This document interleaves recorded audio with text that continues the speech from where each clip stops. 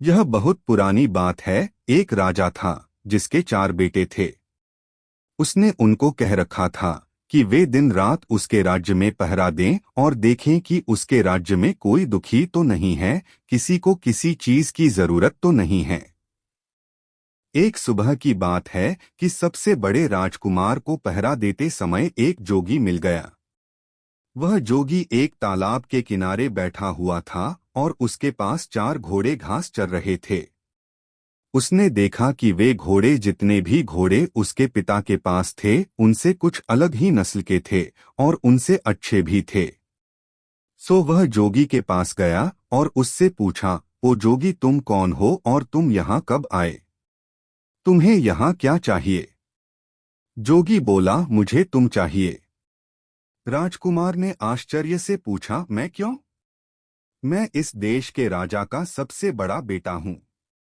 मेरे पिता ने मुझे इस देश को देखने भालने के लिए कहा है कि मैं यह देखूं किसी को किसी चीज की जरूरत तो नहीं है। तो तुम यह बताओ कि तुमको किसी चीज की जरूरत तो नहीं है। जोगी ने फिर वही जवाब दिया, मुझे केवल तुम चाहिए और कुछ नहीं। पर अगर तुम्हें कुछ चाहिए तो तुम मुझे बताओ, मैं तुम्हारे लिए वह ला दूंगा।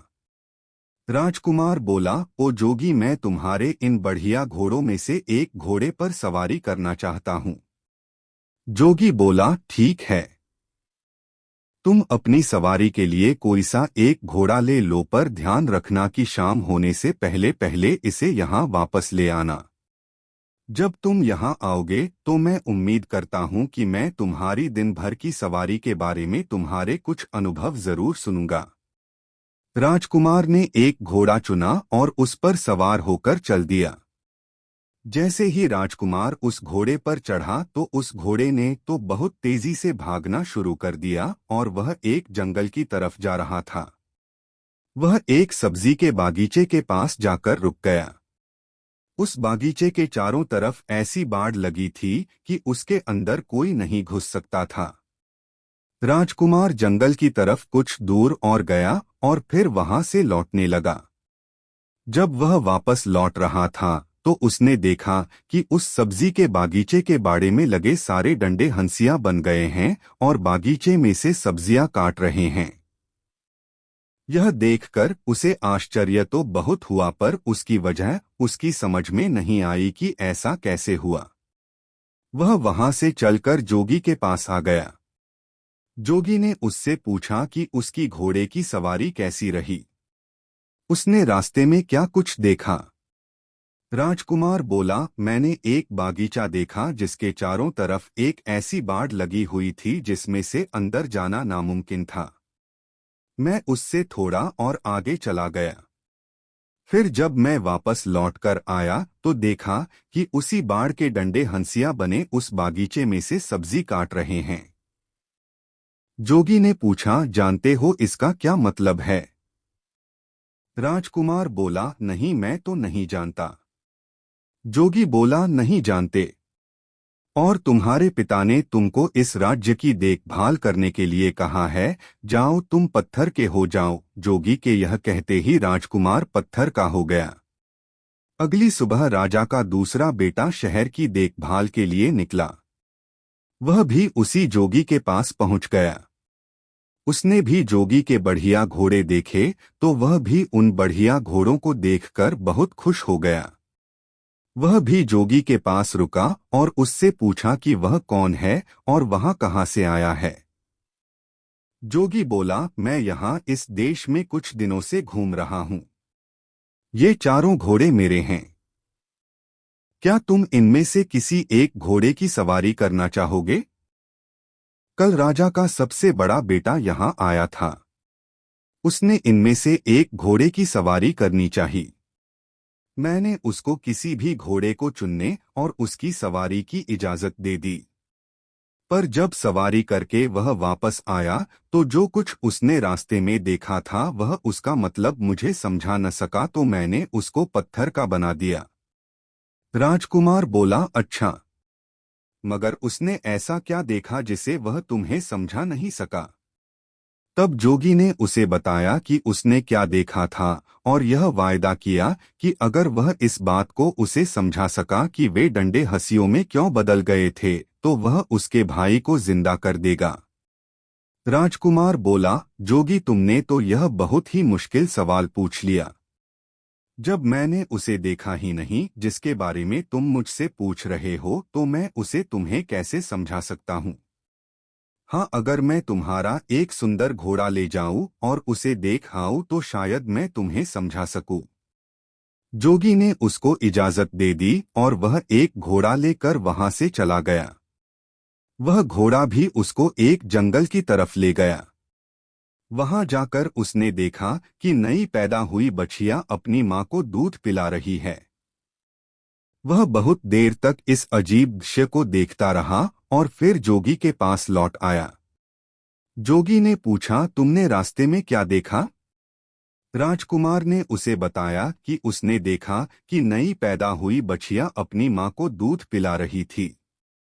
जोगी ने उससे भी पूछा, क्या तुम बता सकते हो कि इसका क्या मतलब हुआ? राजकुमार बोला, मैं नहीं जानता। जोगी बोला, क्या तुम नहीं जानते?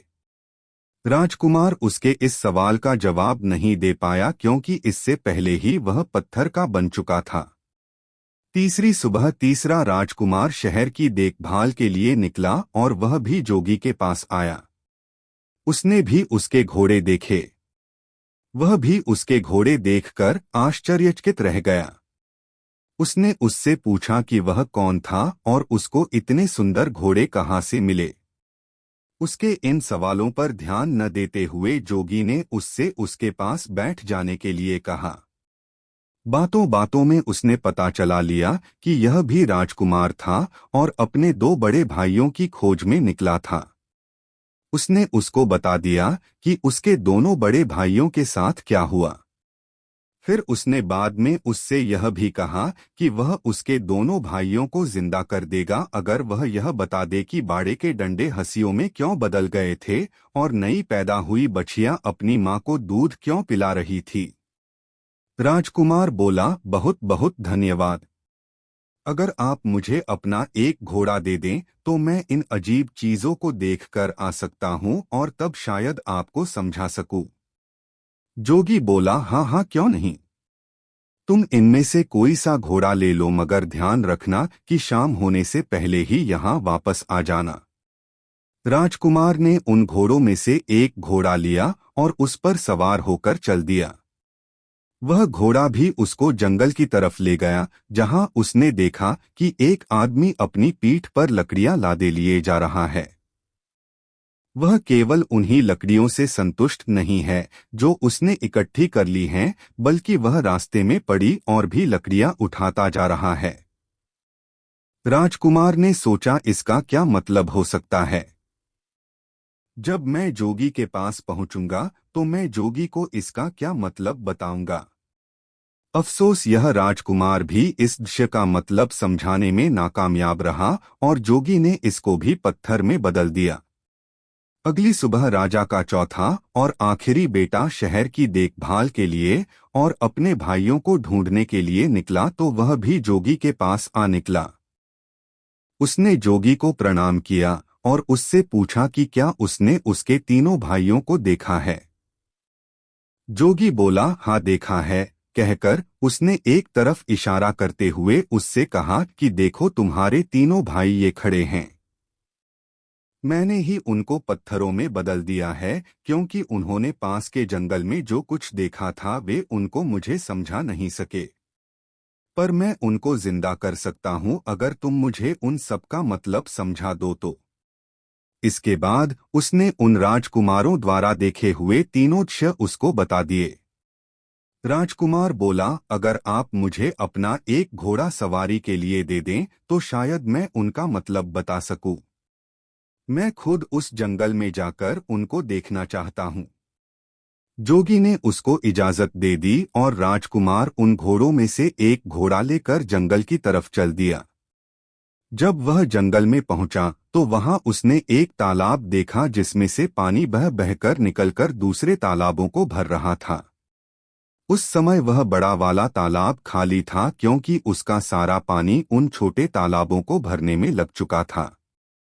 शाम को जब वह जोगी के पास लौटा तो जोगी ने उससे भी वही सवाल किया जो उसने उसके तीनों बड़े भाइयों से किया था कि उसने रास्ते में क्या देखा और उसका क्या मतलब था। यह राजकुमार भी जोगी के इस सवाल का जवाब देने में नाकामयाब रहा। सो जोगी ने इसको भी पत्थर में बदल दिया। जब राजा को पता चला कि कई दिनों से उसके चारों बेटों में से किसी का भी कोई पता नहीं है तो उसको शक हुआ कि उसके बेटों पर जरूर ही कोई मुसीबत आ पड़ी है। अब वह खुद उनको ढूंढने के लिए निकल पड़ा।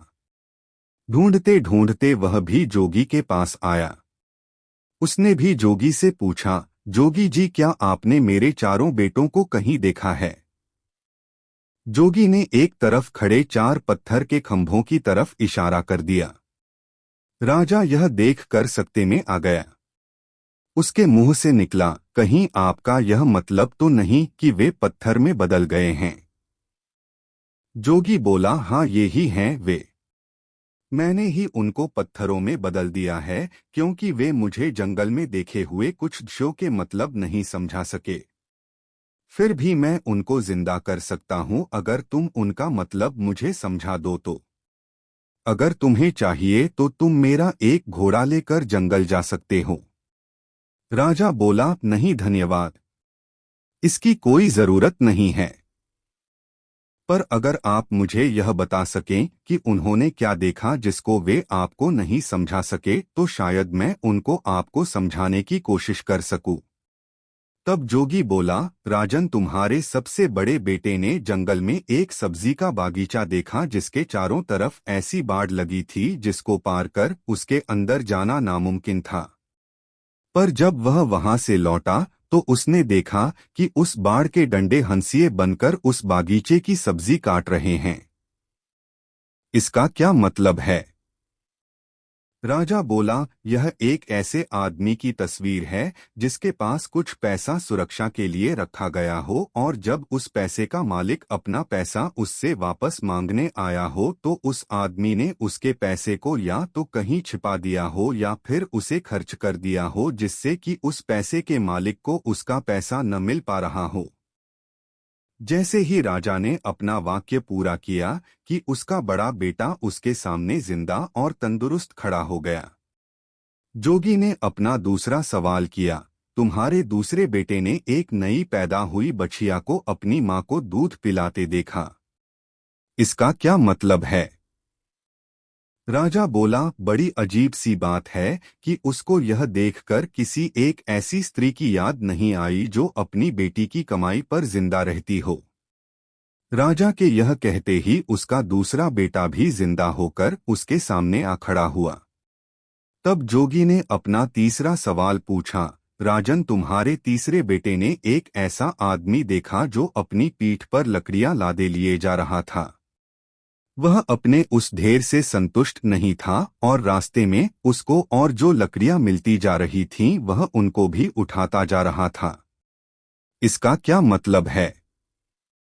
राजा बोला, यह इस बात को बताता है कि कुछ लोग ऐसे होते हैं जो उनके पास जो कुछ भी होता है वे उससे संतुष्ट नहीं होते, उनको हमेशा ही और ज्यादा की इच्छा बनी रहती है। जैसे ही राजा ने ये शब्द बोले कि उसका तीसरा बेटा भी जिंदा होकर उसके सामने आ खड़ा हुआ। अब जोगी ने अपना चौथा और आखिरी सवाल पूछा, राजन तुम्हारे सबसे छोटे बेटे ने जंगल में एक तालाब देखा जिसने 6 दूसरे तालाबों को पानी देने के लिए अपने आप को खाली कर दिया, इसका क्या मतलब है?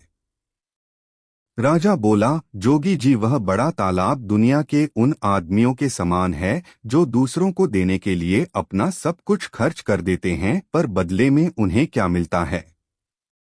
कुछ भी नहीं। जैसे ही राजा यह बोला उसका चौथा बेटा भी जिंदा होकर उसके सामने आ खड़ा हुआ। राजा और उसके चारों बेटे खुशी खुशी अपने महल वापस लौट आए। कुछ समय बाद ही राजा ने अपनी गद्दी छोड़कर अपना राज्य अपने बच्चों को दे दिया और वह खुद जंगल में शांति से रहने चला गया।